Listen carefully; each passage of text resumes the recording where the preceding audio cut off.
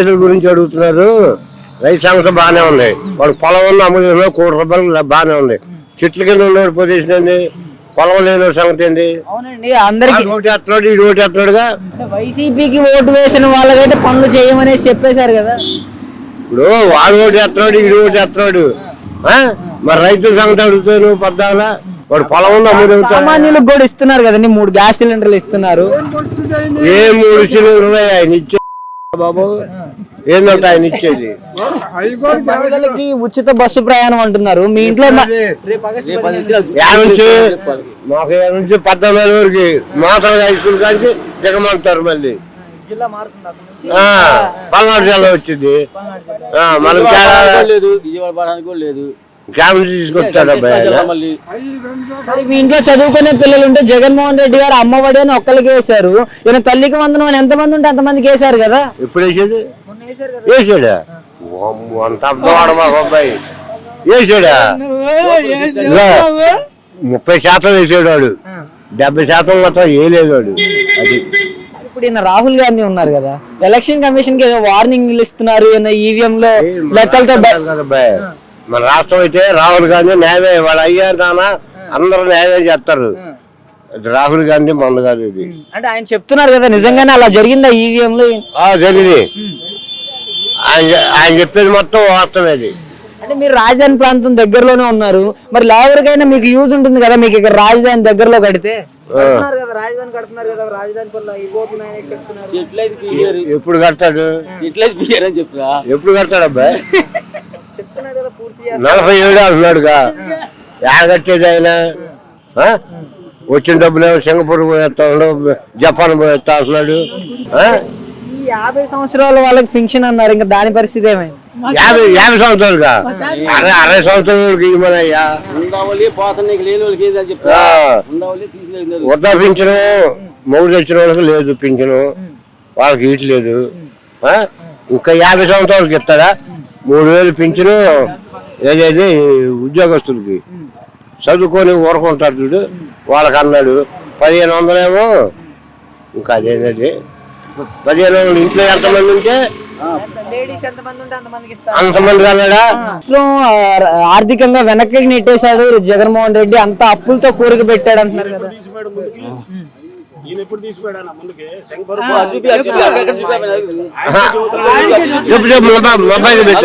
Final గా ఈయన super 6 చెప్పారు కదా, ఈ సూపర్ 6 ఏం చేసాడు వాడు? బూతులకు వచ్చేది. మీకు తెలిసినంత వరకు జగన్మోహన్ రెడ్డి గారు 5 సంవత్సరాల పాలనకి కరోనా అప్పుడు కూడా హాస్టల్కి ఇచ్చాడు, బ్రాహ్మణులకు ఇచ్చాడు, మంగళూరుకి ఇచ్చాడు, కొమ్మరోడికి ఇచ్చాడు, అన్ని డబ్బులు ఇచ్చాడు. అన్ని డబ్బులు ఇచ్చి ఎందుకు ఓడిపోయాడు అంటారు? ఎవరు? అదే కంప్యూటర్ చెబుతున్నాడు. సగానికి సగం ఇచ్చింది లేదు, వాటిలో 3 వంతులు 1 వంతు కూడా జరగలేదు. ఆ జరిగినట్టు కూడా 30 పావలాకే జరిగింది. మేము ఎత్తాం అంటున్నారు, మళ్ళీ బస్సు అంటున్నారు. ఆ బస్సు జిల్లాల వారంట, గుంటూరు పడాలంటే అమరావతి పోవాలంటే మళ్ళీ టికెట్ తీసుకోవాలి. ఏంది అవన్నీ జరిగే పనులు కాదు. మేము ఏదైతే చేస్తాం అంటున్నారు, కానీ అది చేసేది చచ్చేది కాదండి. ఇప్పుడు ఆయన అన్నమాట ప్రకారం ఆయన ఏవైతే చెప్పారో రైతు భరోసా అని చెప్పారు, అన్నదాత సుఖీభవ పడిపోయింది కదా. అన్నదాత సుఖీభవ చేస్తున్నారు, మొత్తం పూర్తిగా లేదు, అది పూర్తిగా లేదు. పేరు మాత్రం పెడుతున్నాడు. ఒక 10%కి 5% ఇస్తున్నాడు. 10 ఏంది కొన్ని ఇస్తున్నాడు, కొన్ని ఇట్లా పథకాలు పెడదాం అంటున్నారు. అంతే. ఉచిత బస్సు అన్నారు కదండి, ఉచిత బస్సు ఆగస్టు 15 నుంచి అన్నారు కదా. ఆగస్టు 15 నుంచి అంటున్నారు కదా ఉచిత బస్సు ప్రయాణం అంటున్నారు, వాళ్ళు అంటున్నారు. మాకైతే నమ్మకం లేదు. అది మరి 3 గ్యాస్ సిలిండర్లు ఉచితంగా ఇచ్చేసారు కదా ఆల్రెడీ. ఒకళ్ళకి 1 వచ్చింది, ఒకళ్ళకి 2 వచ్చింది, 3వది కూడా రాలే. ఇంకా అది కూడా ఫాల్ట్. అది మరి ఇప్పుడు అమ్మఒడి అనేసి చెప్పారు, తల్లికి వందనం, అవి కూడా ఎంతమంది ఉంటే అంతమందికి పడ్డాయని చెప్తున్నారు కదా. ఎంతమందికి ఉంటే అంతమందికి పడ్డాయి అన్నాడు, కానీ వాళ్ళు 2 పడ్డ వాళ్ళు ఉన్నారు, ఒకళ్ళకి పడ్డ వాళ్ళు ఉన్నారు. మీదేదో ఫాల్ట్ చూసుకోమన్నారు, ఫాల్ట్ ఉంటేనే ఆడకపోతేనే ఏం లేదని వాళ్ళు అంటున్నారు. అది జరుగుతుంది. అంటే ఏంటంటారు ఇప్పుడు ఈయన చెప్పిన మాట ప్రకారం ఆయన చెప్పిన మాటలు ఏవి నెరవేర్చట్లేదు అంటారు? లేదు, సగానికి సగం కూడా కాటల్లా. అది ఏ విషయంలో అని చెప్తారు మీరైతే? విషయం చెప్పిన వాటిలో కూడా సవ్యంగా జరిగిందనేది లేదు, అన్ని ఫాల్ట్లే ఉన్నాయి. అంటే ఈ ఎలక్షన్ కమిషన్ కి ఈయన రాహుల్ గాంధీ వార్నింగ్ ఇచ్చారు కదా, ఈవీఎం లెక్కలతో సహా బయట పెడతా అంటున్నారు. ఏం బయట పెడతారంటారు? ఇప్పుడు ఏం పెడతారు, ఇక అంతా అయిపోయిందిగా. ఇక వచ్చేదంటూ చూసుకుంటారు కదా, అంతా వచ్చే ఎలక్షన్ లో అంతే. ఇప్పుడు అయిపోయింది కదా, ఇక తీసేయి, అది ఇక అప్పుడు చూసుకోవడమే. ఏంటంటారండి రైతుల పరిస్థితి ఏంటంటారండి? రైతుల పరిస్థితి ఎలా ఉందంటారు? రైతులకి ధరల విషయంలో కావచ్చు, ధరలు డౌనే, ఏం లేదు. అప్పుడున్న రేట్లు ఇప్పుడు లేవు. కొంతమంది ఆత్మహత్య చేసుకోవడానికి కూడా సిద్ధపడ్డారు. ఏంటండి అసలు మరి ఈయన వచ్చిన తర్వాతనే లేదు, మిర్చికి లేదు. ఇల్లు కావాలన్నారు, చేస్తాం అంటున్నారు, జరుగుతుంది. అది ఏం చేసింది లేదు. అది కాదండి. అంటే ఈయన వచ్చిన తర్వాతనే ఇలా ఉందా, లేదా జగన్మోహన్ రెడ్డి గారి టైం పీరియడ్ లో నుంచే ఇలా ఉందా? ఈయన వచ్చిన కాలం నుంచే పావులనుకుంటే 10 రూపాయలు ఇచ్చి పడింది ఇంట్లోకి. పావులే అనుకుంది అసలు వెళ్ళోళ్ళు. అయ్యి 10 రూపాయలు దగ్గర రూపాయి దగ్గర వచ్చినాయి. అట్టా ఇప్పుడు రూపాయి అనుకున్నది పావులా లేదు. చంద్రబాబు నాయుడు గారు వచ్చి సంవత్సరం అయిపోయింది కదా, ఎలా ఉంది అనిపిస్తుంది? అబ్బో తిరుగులేదు. నాకు వచ్చింది ఇంగ్లీష్, అందుకని నేను తిరుగులేదు అంటున్నా. నచ్చిందా? బాగా నచ్చిందా? నేను ఇంగ్లీష్ చదివితే ఆడకు నువ్వు వెళ్ళిపోద్ది, ఇప్పుడే పోద్ది. అంత మంచిగా ఉందా అసలు ప్రభుత్వం? అంత బాగుంది. నీ పోతాడు సన్న జాబు చేసుకుంటే వాడిని తీసేది, నీ మనిషిని పెట్టుకుంటున్నావు. నీ రాజకీయం అదే నీ రాజకీయం కాదండి. మరి ఇప్పుడు ఆయన చెప్పిన మాట ప్రకారం వాళ్ళ కార్యకర్తలకు న్యాయం చేసుకోవాలి కదా. అవన్నీ వాళ్ళ కార్యకర్తలు కాదు, ఏం కాదు. సన్నగారు ఎవడన్నా జాబ్ చేసుకుంటుంటే 20-30 ఏళ్ళ నుంచి వాడిని తీసి అనడం నీ కార్యకర్తలు, మీ ప్రభుత్వమే తప్పు. కాదండి. మరి ఇప్పుడు జగన్మోహన్ రెడ్డి గారు కూడా వాళ్ళ కార్యకర్తల వరకే వాలంటీర్ ఉద్యోగాలు ఇచ్చుకున్నాడు. వాలంటీర్ వరకు వాళ్ళ కార్యకర్తలకే ప్రతి పోయి టీడీపీ వాళ్ళకి కూడా ఇచ్చాడు. జగన్మోహన్ ఆయన ఒక్కళ్ళకే కదండి, అమ్మఒడి ఒక్కళ్ళకే ఇచ్చాడు. ఈయన ఎంతమంది ఉంటే అంతమందికి ఇస్తున్నారు కదండి. ఎప్పుడండి నువ్వు 5 ఏళ్ళు ఇస్తానని 7 ఏళ్ళు ఇస్తానని 2 ఏళ్ళు పిల్లలు నేను స్కూల్ బాగా నీ దగ్గర డబ్బులు లేవా? నా జీతంలో నువ్వు కట్ చేసి స్కూల్ బాగా చేసేదండి. అవునండి. మరి ఇప్పుడు రాష్ట్రం ఆర్థిక పరిస్థితి బాగాలేదు, జగన్ అప్పులు చేశాడు అంటున్నారు కదా. నువ్వెన్ని వాళ్ళు ఇప్పుడు వరద వచ్చిపోయింది, కొన్ని కోట్లు ఇచ్చాడు. ఇక్కడ కూడా చందాలు అడుక్కొని ఇచ్చాడు. విజయవాడకి ఏం చేశావు అది చెప్పు. అగ్గిపెట్టెలు 2 కోట్లు అయ్యా అంటున్నాడు. వాళ్ళకి భోజనం, వాటర్. అన్నమాట ప్రకారం 3 గ్యాస్ సిలిండర్లు కూడా ఇచ్చారు కదా. అబ్బా ఇచ్చాడు. ఎవరికి ఇచ్చాడు? ఇచ్చావు, నీ కార్యకర్తకి ఇచ్చావు. ఏ ఒకడోళ్ళకి ఇయ్యలేదు కదా. నువ్వు ఎట్లా పెద్ద మనిషి? కాదండి. ఇప్పుడు అన్నమాట ప్రకారం రేపు ఉచిత బస్సు కూడా వదులుతున్నారు కదా. బస్సు తీసుకొచ్చి వాడు సీట్ ఎక్కాడు. జగన్ అప్పు చేశాడో తప్పు చేశాడో, నువ్వు కుటుంబానికి పెద్దోడివి. అప్పు చేసావో తప్పు చేసావో నీ పిల్లలందరినీ సరిదిద్దుకున్నాడు. వాడు మగోడు. నువ్వేం చేస్తున్నావు? జగన్మోహన్ రెడ్డి గారు 3000 పెన్షన్ ఇస్తానన్నాడు. 250 నుంచి 3000 దిగిపోయే నాటికి ఇచ్చాడు. రాగానే 4000 ఇచ్చాడు కదా పెన్షన్. సీట్ ఎక్కంగా చేసిన మగోడు ఒక జగన్మోహన్ రెడ్డి. వీడి మాట మగోడైన మాట, వాడే మగోడు కానీ ఇప్పుడు మన రాష్ట్రంలో ఎవడే మగోడు. భూములు పూలింగ్ అన్నావు, జన వ్యతిరేకత వచ్చింది, తీసి అన్నావు, తీసి పక్కన పెట్టావు. మరి ఇప్పుడు డేరుగా ఉండి పూలింగ్ తీసుకో. మరి ఎన్ని ఓట్లు వచ్చేది చూసేదిగా. పూలింగ్ తీసుకున్నట్టు ఎట్టుండేది, దోలు తీరేది కాదండి. ఇప్పుడు చంద్రబాబు నాయుడు గారు వచ్చి సుమారు 1 సంవత్సర కాలం వ్యవధి అయితే పూర్తయిపోయింది. ఈ సంవత్సర కాలం వ్యవధిలో ఆయన పరిపాలన గురించి చెప్పాలంటే మీరు ఏం చెప్తారు? మీకు ఎలా అనిపించింది? అసలు పరమ వరస్ట్గా ఉంది. రైతులు అడుక్కు దిగుతున్నారు. మొన్న మామిడికాయలు బారబోసారు, నిన్న టమాటాలు బారబోసారు. ఇవాళ మిరగాల యార్డ్లో పోతే కాలుగాలు కాసి ఎరగాల రోడ్డు మీద తాళ పెడుతున్నారు. రైతు దగ్గర ఏం లేదు. రైతు దగ్గర పంట లేనప్పుడు, రైతు దగ్గర రూపాయలు లేనప్పుడు ఎవడైనా యాడ్ ముందుకు వస్తావు? ఏ పరిశ్రమలు కానీ వ్యవస్థ కానీ ఆడ ముందుకు వచ్చింది. పత్తి రేట్ లేదు, ఈ మిరగాలు కొనేవాళ్ళు లేడు. కాదండి, పంట అనేది ఎక్కువగా పండితే చంద్రబాబు నాయుడు గారు ఏం చేస్తారంటారు? పంట ఆడ పండిందండి, పంట ఆడ పండింది నీకు. జస్ట్ ఇవన్నీ వద్దు, 10 సంవత్సరాలకు అవతలే పోదాం, ఎక్కువ వద్దు, ముందు కూడా బాగుంది. ఇంతకన్నా ఎక్కువే పండించాం, ఇంతకన్నా ఎక్కువ వేస్తేనే దేశం మిరదాటలో, ఇంతకన్నా ఎక్కువ వేసాం పోదాటలో, ఇంతకన్నా ఎక్కువ వేసాం పత్తి. ఆయాలున్న రేటు ఇవ్వలేదు.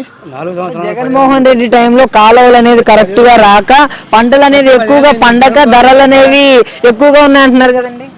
లేదు అది రాంగు. ఇంతకన్నా ఎక్కువ పండింది జగన్మోహన్ రెడ్డి టైంలో కూడా పంట కూడా తేలగ్గా పండింది. 25,000 మిరగాయలు తేలగ్గా పండింది, ఇంతకన్నా ఎక్కువ పండింది పంట. నువ్వు రోడ్లు పాలు తప్పితే నువ్వు చేసే పని రైతుకి డబ్బు, రైతు చేతిలో డబ్బు ఉంటే ఏదేం చేయగలుగుతాం మనం. రైతు పండించిన పంట అమ్ముకోగలిగితే ఏదేం చేయగలుగుతాం.